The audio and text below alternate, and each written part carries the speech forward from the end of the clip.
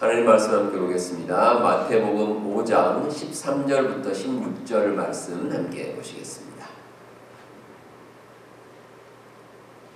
신약성경 마태복음 5장입니다. 13절부터 16절까지 한 절씩 교독하겠습니다. 너희는 세상의 소금이니 소금이 만일 그 맛을 잃으면 무엇으로 짜게 하리요? 후에는 아무 쓸데없어 다만 밖에 버려져 사람에게 밟힐 뿐이니라. 너희는 세상의 빛이라 하나님의 사람이 등불을 켜서 말 아래 두지 아니하고 등경 위에 두나니 이러므로 집안 모든 사람에게 비치느니라.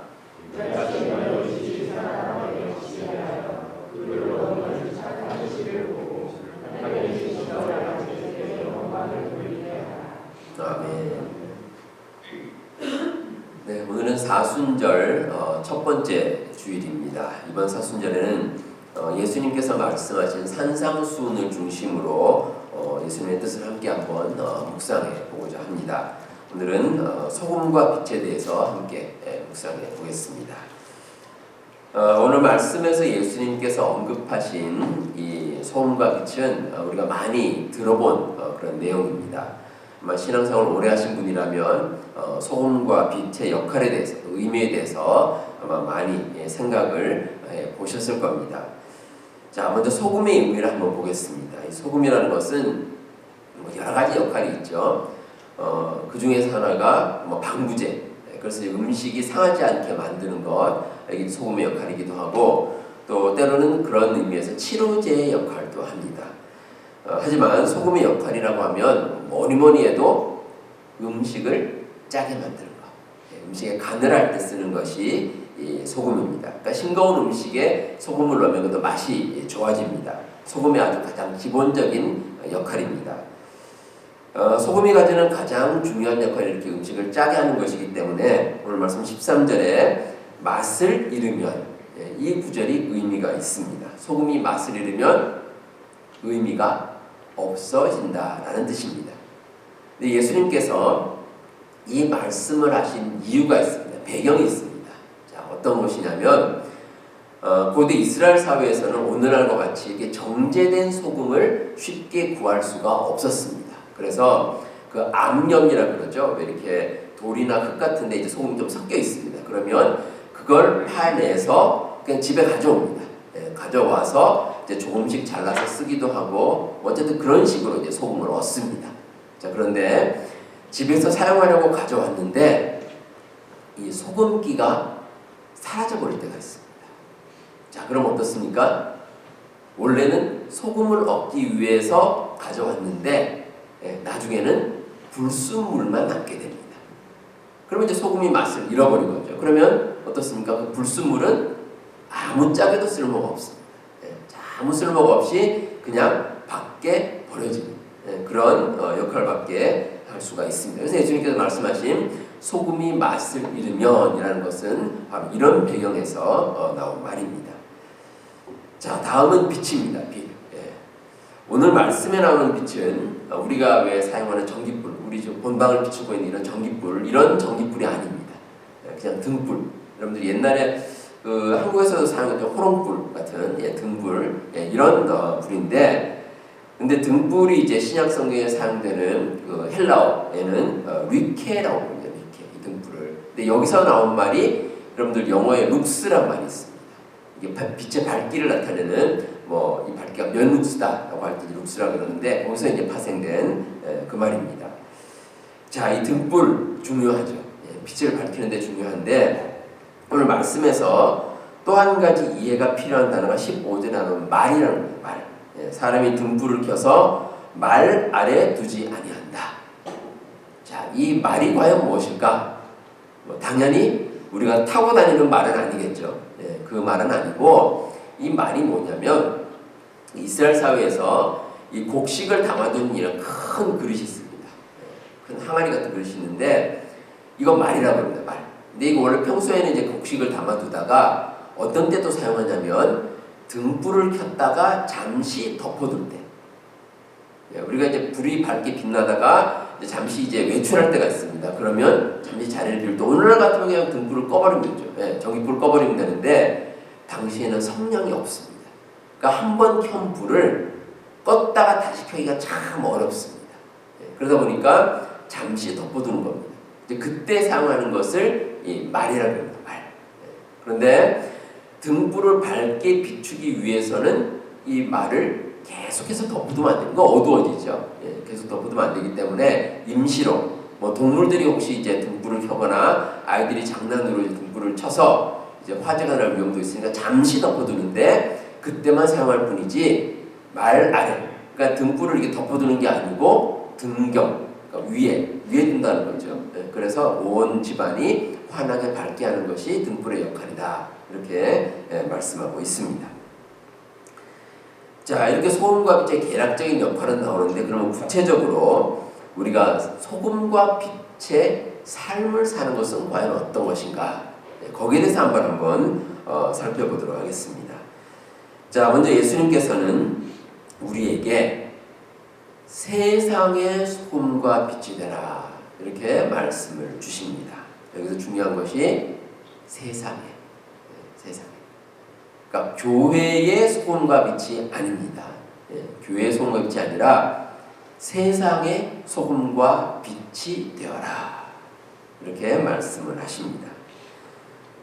우리가 세상에서 소금과 빛이 되려면 이 세상에서 구별된 삶을 살아야 됩니다. 세상 사람들이 하는 말과 똑같이 하고 세상 사람들이 하는 행동과 똑같이 하면 그러면 그 사람은 세상의 소금과 빛으로 살아갈 수가 없습니다. 자, 그래서 필요한 게 있습니다. 우리가 세상에 나가서 소금과 빛의 역할을 하기 위해서는 교회에서 훈련을 받아야 됩니다. 소금과 빛으로서. 교회에서 잘 훈련을 받아야 그래야 세상에 나가서 소금과 빛의 역할을 잘 감당해낼 수가 있습니다. 예전에 한국에서 목회를 하시는 어느 목사님이 쓰신 글 가운데 제가 이런 이야기를 읽었습니다.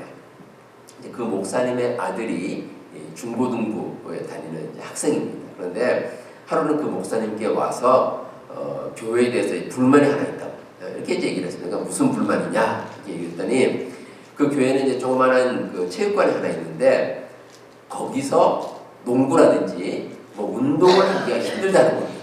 그러니까 왜 힘드냐 그랬더니 아니 예배 시간에는 시끄럽다고 안 되고 또 교회 행사 있으면 행사가 있다고 안 되고 그러니까 자기들이 원하는 시간이 있는데 그 시간에 할 수 없을 때가 많다는 겁니다. 그래서 우리가 마음대로 우리가 원하는 시간에 할 수 있게 해달라 이렇게 이제 목사님께 와서 뭐 건의라면 건의고 불평이라면 불평을 이제 하는 겁니다. 자, 이런 불평, 불만이 있을 때 어떻게 하면 좋을까요? 예배 시간을 좀 바꾸면 되겠습니까? 아니면 교회 행사를 교회 체육관에서 하지 않으면 됩니까? 그 목사님이 그 아들에게 이렇게 얘기를 했다고 합니다. 교회는 네가 하고 싶은 대로 다 하는 곳이 아니야. 교회는 모든 사람들이 하나님께 예배 드리는 공동체고 그것이 우선이고 그 외에도 우선순위를 두고 모든 사역이 이루어져야 해. 그걸 배우지 않으면 교회는 제대로 세워질 수 없는 곳이야. 이렇게 이야기를 했다고 합니다. 사람은 누구나 자기가 하고 싶은 것이 있습니다. 물론 상황에 따라서 자기가 하고 싶은 대로 할 수 있는 것도 있습니다. 하지만 언제나 다 할 수는 없습니다. 만약에 언제나 자기가 하고 싶은 대로 다 하고 살려는 사람이 있다면 그 사람은 어린 아이와 같은 사람입니다. 그 사람은 다른 사람은 고려하지 않고 자기 주장만 하게 됩니다. 교회라는 곳은 자기 마음대로 할 수 있는 아이들의 놀이터가 아닙니다. 그런 사람은 세상의 소금과 빛이 될 수가 없습니다. 옛날 속담에 안에서 새는 바가지 밖에서도 샌다 이런 말이 있습니다. 교회 내에서 새지 않는 바가지가 있습니다. 하지만 그런 바가지도 교회 밖에 나가면 셀 수가 있습니다. 왜냐하면 그리스도인들도 세상에 나가면 어려움을 겪고 또 핍박을 당하고 또 유혹에 넘어갈 때가 있습니다. 그러면 교회 내에서는 튼튼한 바가지라고 할지라도 교회 밖에 나가면 어려움 가운데 혹시라도 우리의 그 삶이 흔들릴 때가 있습니다.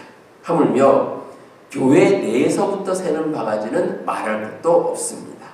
소금과 빛으로 훈련조차 되어 있지 않으면 어떻게 세상을 변화시킬 수 있겠습니까? 그 일을 결코 감당해 나갈 수가 없습니다. 그래서 우리에게 필요한 것이 교회에서 철저하게 훈련을 받는 것입니다. 이렇게 훈련을 잘 받고 소금과 빛으로서의 역할을 감당하면 예수님께서 말씀하신 귀한 역할을 감당할 수 있습니다. 우리의 모습과 행실을 통해서 세상 사람들을 변화시키는 세상의 소금과 빛이 될 수가 있다는 것입니다. 그래서 우리가 세상의 소금과 빛이 되기 위해서 우리에게 필요한 전제 조건이 우리가 가지는 믿음입니다. 우리가 믿음을 가지고 정말 주님께서 우리에게 말씀하시는 것이 무엇인지 온전히 깨닫고 그를 통해 우리가 훈련받고 연단하고 또 그런 마음으로 세상에 나가면 이 세상 사람들을 변화시킬 수 있습니다. 소금과 빛의 역할을 온전히 감당할 수 있다는 것입니다. 우리 성도 여러분, 예수님께서는 여러분 모두가 세상의 소금과 빛이 되기를 원하십니다. 우리가 예수님을 믿음으로 사랑과 은혜가 충만하면 우리 모두 예수님의 심장을 가지고 이 세상에 나아갈 수 있습니다. 그리고 소금과 빛의 역할을 온전히 감당하고 세상을 온전히 변화시키는 그 역사가 이루어지게 됩니다. 우리 성도 여러분, 그 역할을 온전히 깨달으시고 세상의 소금과 빛으로서 우리 주님께서 말씀하신 그 사역을 온전히 감당하시는 우리 성도님들 다 되시길 바랍니다. 자, 다음으로 우리가 소금과 빛의 역할을 감당하려면 꼭 필요한 게 하나 있습니다. 희생입니다. 희생. 이런 희생이 필요합니다. 소금과 빛의 역할을 감당하는데 왜 희생이 필요한가? 라고 생각하신다면 이 소금과 빛이 어떤 역할을 하는지 우리가 자세히 살펴보면 그러면 희생이 없이는 불가능하다라는 것을 알 수가 있습니다. 자, 먼저 소금이라는 거 음식을 짜게 만드는 역할을 합니다. 음식에 소금이 들어가죠. 자, 그러면 소금 알갱이가 그대로 있습니까? 보통은 다 사라집니다. 다 사라집니다. 뭐 국에 들어가든지 또 아니면 다른 반찬에 들어가든지 어떻든지 소금이 들어가면 그냥 거기서 녹아서 없어집니다. 소금이라는 존재 자체가 이제 사라지는 거죠. 사람들은 음식을 먹을 때 소금에 대해서 인식하지 않습니다. 아, 그저 간이 잘 됐구나. 그것만 생각하지 소금이 있다는 것조차도 잊어버릴 때가 많습니다. 뭐 빛도 그렇습니다. 이 등불을 켰을 때 이 기름이 소진이 됩니다. 다 사라집니다. 사라짐으로 인해서 그 방을 환하게 밝힐 수가 있습니다. 자, 이런 희생에 있어서 가장 중요한 것은 자기 자신을 드러내거나 고집하지 않는 겁니다. 소금이 음식에 들어가서 그 존재 그대로 있지 않고 사라지듯이 또 빛이 밝혀지려면 그 기름이 다 사라지듯이 자기 자신을 드러내지 않고 자기 자신을 고집하지 않는 겁니다. 근데 반대로 자기를 드러내고 자기를 고집한다는 거 이거 욕심이기 때문에 그렇습니다. 희생하고 싶지 않은 겁니다. 희생하고 싶지 않고 자기를 끝까지 드러내고 싶어 하기 때문에 욕심이기 때문에 그래서 소금과 빛의 역할을 온전히 할 수가 없다는 겁니다. 우리가 하나님의 뜻에 따라가면 소금과 빛의 역할이 무엇인지 온전히 깨달을 수 있습니다. 근데 하나님의 뜻을 따라가지 않으려고 하기 때문에 우리가 희생하지 않으려는 거죠. 내 생각대로, 내 뜻대로 하려고 하기 때문에. 그래서 우리에게 어려움이 생긴다는 겁니다. 이런 이야기가 있습니다. 어떤 남자가 이제 여행을 하다가 숲을 지나게 됐습니다. 이제 숲길을 가다가 딱 가다 보니까 두 갈래 길이 있습니다. 두 갈래 길이 나오는데 어디로 갈까 하다가 하나님께 기도를 합니다. 하나님, 제가 막대기가 있는데 이 막대기를 여기 세워놓다가 한쪽으로 이렇게 탁 넘어지면 그 넘어지는 쪽으로 제가 가도록 하겠습니다. 이렇게 얘기를 했습니다. 그런데 이 남자의 속마음은 이렇게 보니까 왼쪽 길이 크고 넓고 아주 좋아 보입니다. 그래서 그쪽으로 갈 마음이 있었는데 뭐 일단 기도를 했으니까 막대기를 탁 떨어뜨려 봅니다. 어떻게 됐을까요? 막대기가 이 남자가 원하는 왼쪽이 아니라 오른쪽으로 툭 떨어졌습니다. 오른쪽으로 갔을까요? 네, 안 갔습니다. 그리고 하는 말이 하나님 한 번만 더 하겠습니다. 네, 그리고 다시 한번 막대기를 탁 세웠습니다. 자, 또 어디로 쓰러졌을까요? 또 오른쪽으로 쓰러졌습니다. 자, 이 남자가 어떻게 했을까요? 네, 왼쪽으로 쓰러질 때까지 계속 했습니다. 네, 그러다가 드디어 막대기가 자기가 원하는 왼쪽으로 탁 쓰러졌습니다. 그래서 그 막대기를 들고 왼쪽 길로 갔습니다. 그런데 처음에는 길이 넓고 좋아 보였는데 가다가 길이 끊어져 버렸습니다. 그리고 그 끝에는 늪이 있고 도저히 갈 수 없는 길을 만나게 됐습니다. 결국 이 남자는 다시 원래 자리로 돌아올 수밖에 없었다는 겁니다. 우리가 가진 생각을 내려놓고 하나님의 뜻을 구하는 것이 희생의 첫걸음입니다. 사실은 뭐 희생도 아니죠.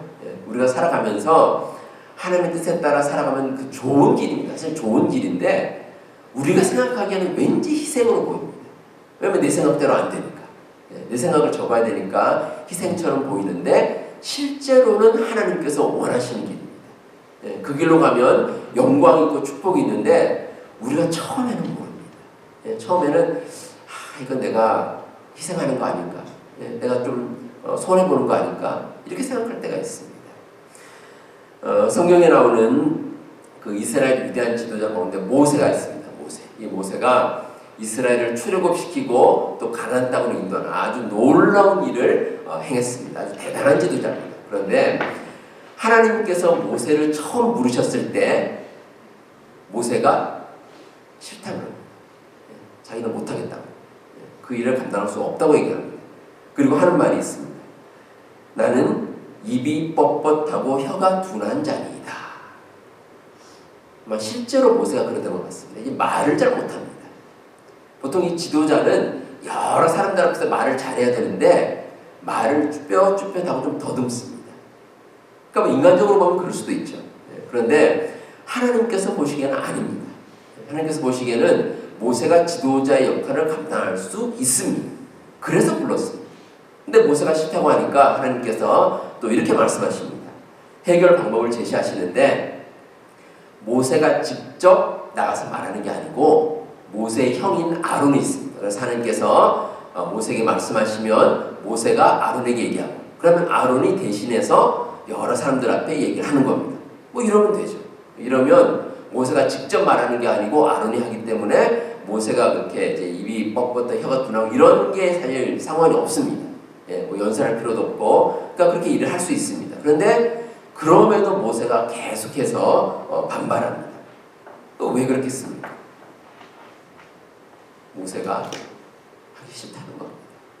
왜냐하면 이스라엘 백성을 인도할 때 자기가 겪게 될 어려움이 눈에 보이기 때문입니다. 그러니까 희생하기 싫은 겁니다. 그 일이 싫은 거죠. 모세가 하나님의 부름을 받았을 때 나이가 80입니다. 80세. 정말 적지 않은 나이입니다. 아마 모세의 생각에는 내가 이 정도 나이가 됐으니까 이제 그냥 여생을 좀 편하게, 좀 편하고 쉽게 좀 나머지 여생을 살았으면 좋겠다. 아마 이런 생각이 있었던 것 같습니다.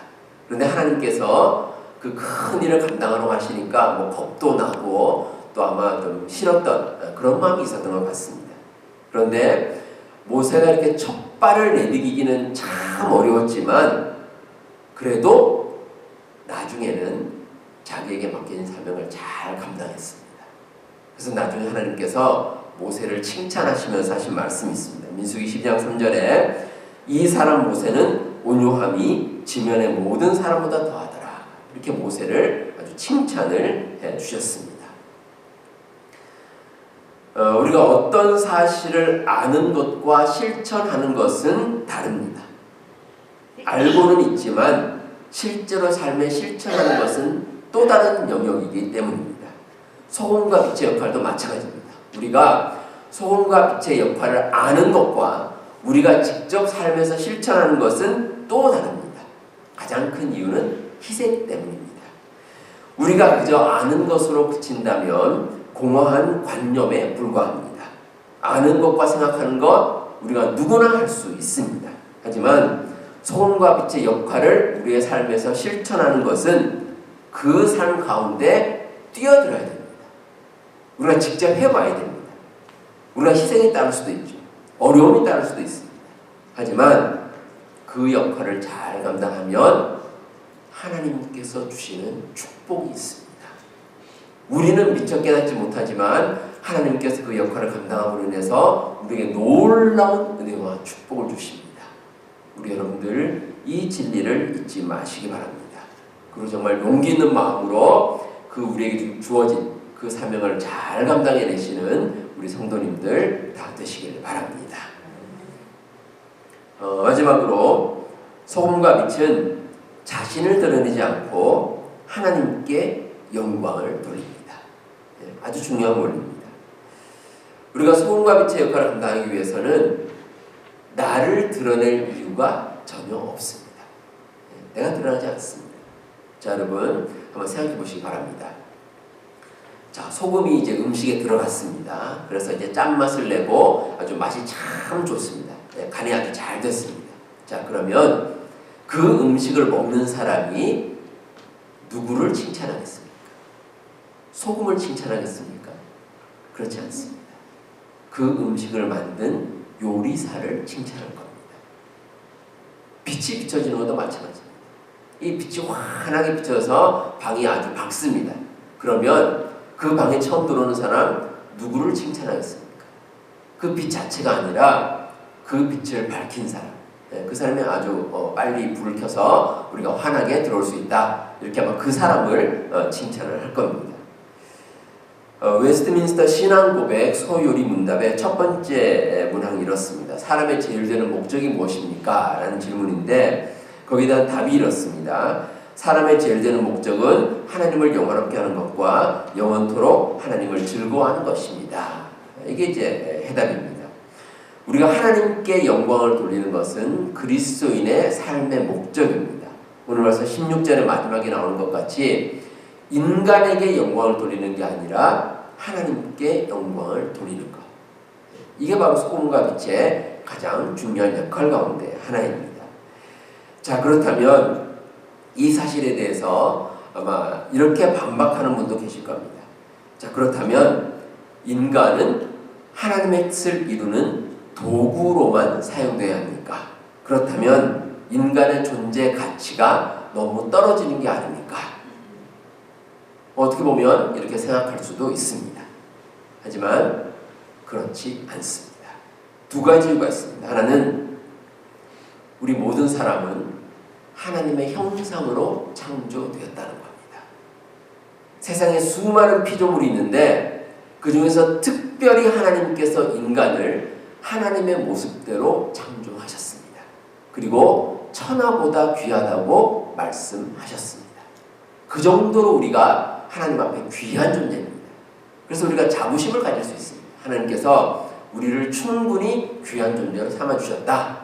이렇게 우리가 볼 수 있겠고, 또 하나는 하나님의 사랑입니다. 하나님께서는 죄에 빠진 우리를 위해서 독생자 예수 그리스도를 이 땅에 보내주셨습니다. 그리고 십자가와 부활로 우리에게 새로운 생명을 허락해 주실 정도로 우리를 정말 사랑하십니다. 그렇다면 우리는 결코 하찮은 존재가 아닙니다. 그리고 하나님과 관계에서 우리가 손해볼 이유도 없습니다. 하나님의 사랑을 받고 하나님의 놀라운 은혜를 받는, 그게 바로 우리의 존재 가치라는 겁니다. 우리 하나님께서는 우리 모두를 하나님의 자녀로 삼아주셨습니다. 그리고 하나님의 자녀만이 할 수 있는 소금과 빛의 역할을 감당하게 하셨습니다. 얼마나 대단한 일인지 모릅니다. 우리 사랑하는 성도 여러분, 저와 여러분은 모두 이 세상에서 소금과 빛의 역할을 감당하는 귀한 사명을 받았습니다. 썩어져 가고 어두운 세상에서 우리가 소금과 빛의 그 사명을 감당해 나가야 할 것입니다. 이 모든 과정에서 혹시 우리에게 어려움과 희생이 있을 수도 있습니다. 하지만 그 순간마다 하나님께서는 저와 여러분들을 도와주실 겁니다. 이 믿음 가지시고 우리 하나님을 믿고 의지하면서 우리에게 맡겨진 사명을 온전히 감당하시는 우리 모든 성도님들 다 되시기를 바랍니다.